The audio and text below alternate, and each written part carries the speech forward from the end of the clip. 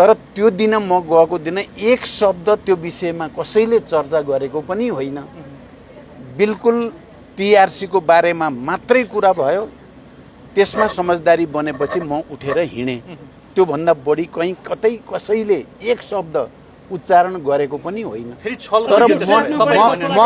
तर म निक्लिने, सुन्नु न, म निक्लिने बित्तिकै मन्त्री परिषद बैठक बसेर त्यही विषयमा निर्णय गरियो र मलाई के लाग्यो भने यो फेरि एकचोटि निकै ठुलो जालझेल भएको जस्तो महसुस मलाई भयो। छल गरे एक दुई दिन पर्खे पनि हुन्थ्यो। म चाहिँ सिंहदरबार गएर टिआरसी बारे टुङ्गियाको लगत्तै गर्नुपर्ने त केही बाध्यता त थिएन।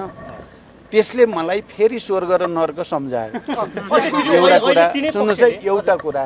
अर्को कुरा त्यही दिन तुरुन्तै राप्रपाको ज्ञानबहादुर शाही लगायतले भने ल प्रचण्डले टिआरसीसँग कुलमान साट्यो।